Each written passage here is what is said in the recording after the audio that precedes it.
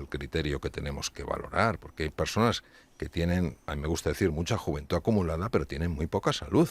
Entonces nosotros lo que tenemos que anhelar, lo que tenemos que aspirar es efectivamente a, pues, a ampliar la expectativa de vida, por supuesto, y aumentar la calidad de esa vida. Cuando nosotros pensamos en ejercicio físico, muchas veces pensamos en el deporte y no pensamos en algo que es más importante que el deporte, y que es el movimiento. O sea, el ser humano está hecho para el movimiento, y una de las cosas que más daño nos hace es el sedentarismo. Entonces, este es uno de los factores que se ha visto de manera constante en las personas longevas. No solo es la longevidad, no solo es alargar los años, es dar calidad a esos años. Lo bueno de las zonas azules es lo sencillo de lo que proponen.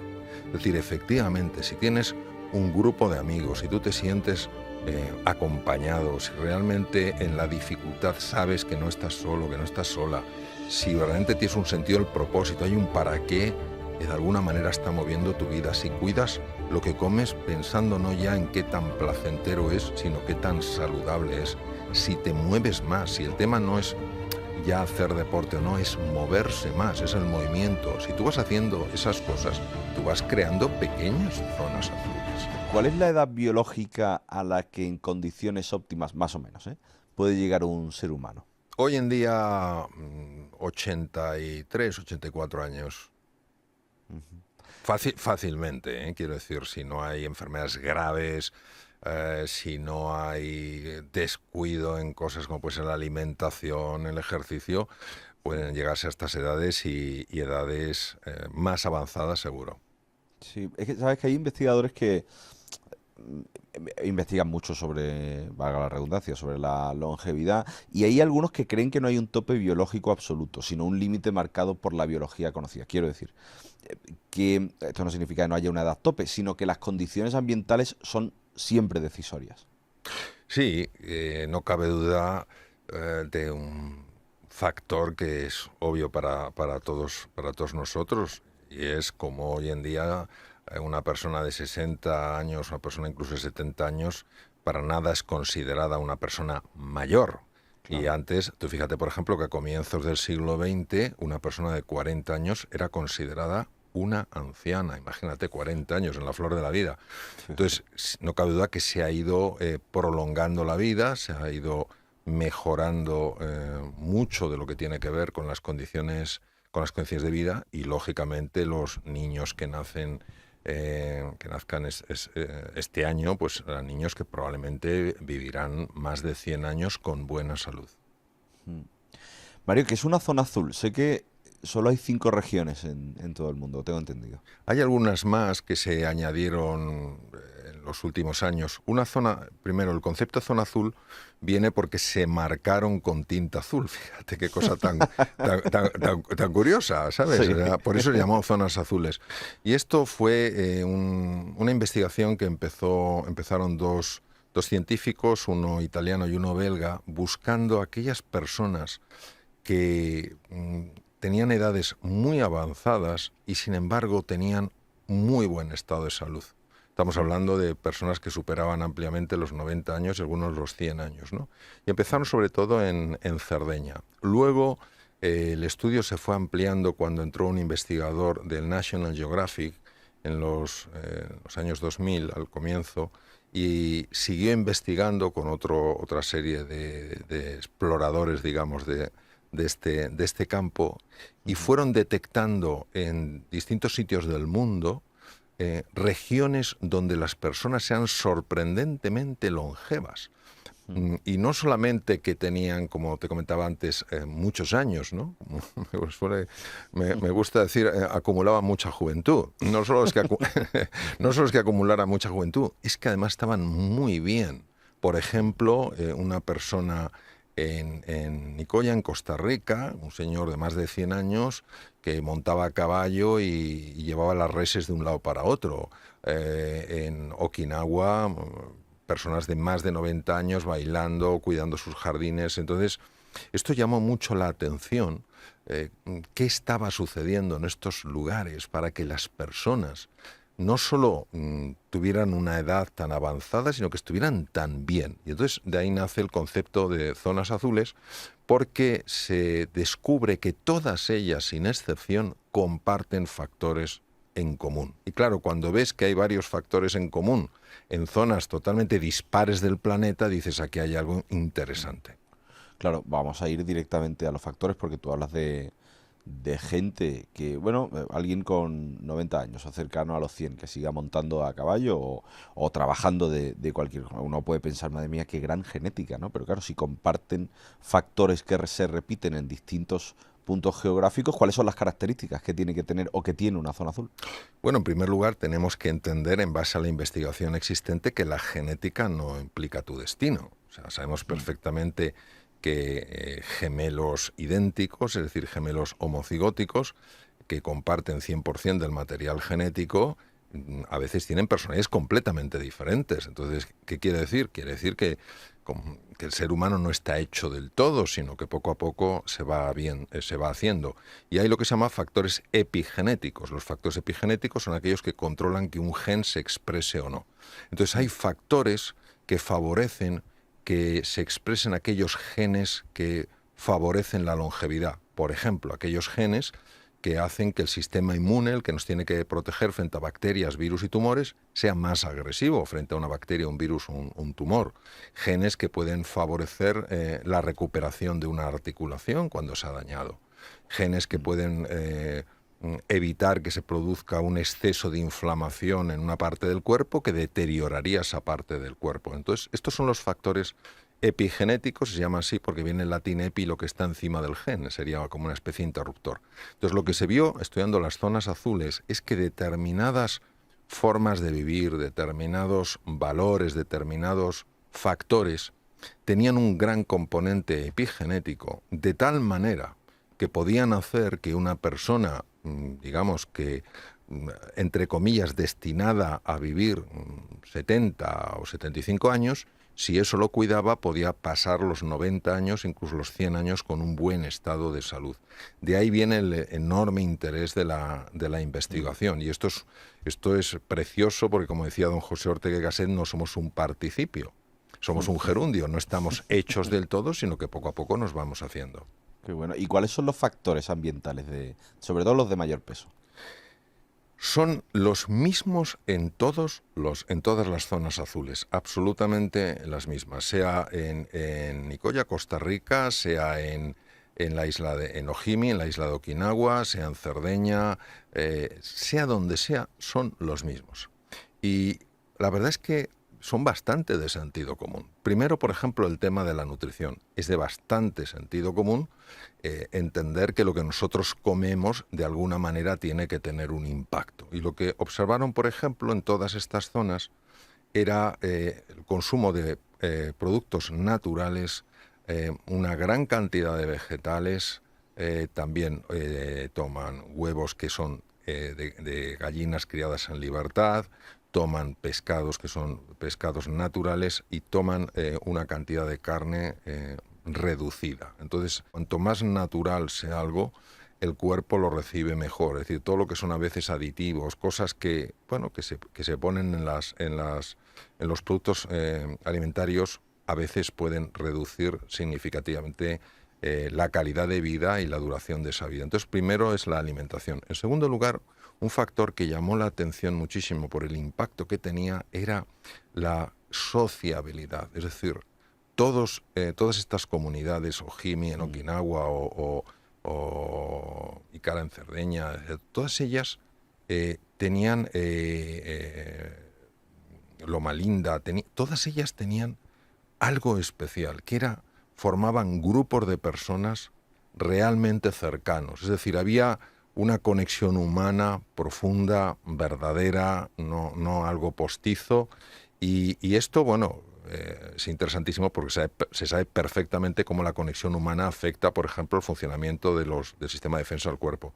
Otro elemento muy importante es que todos se mueven, todos hacen ejercicio físico. Por ejemplo, una de las poblaciones más longevas, que está en la isla de Okinawa, en Ojimi, todos tienen un huerto, bailan, algunos incluso practican artes marciales. Otro elemento que se ha considerado muy, muy importante, sobre todo en Loma Linda, en la península baja de California es tener un sentido, un propósito en la vida, un para qué, no quedarte encerrado en qué me llevo yo de esto, sino qué puedo aportar al mundo, ¿no? Estos son los factores que se ha considerado que son más importantes desde el punto de vista epigenético, es decir, capaces de modular el material genético favoreciendo la longevidad.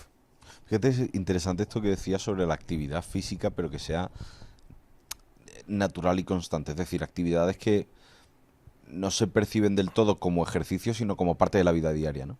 Claro, cuando nosotros pensamos en ejercicio físico, muchas veces pensamos en el deporte y no pensamos en algo que es más importante que el deporte y que es el movimiento.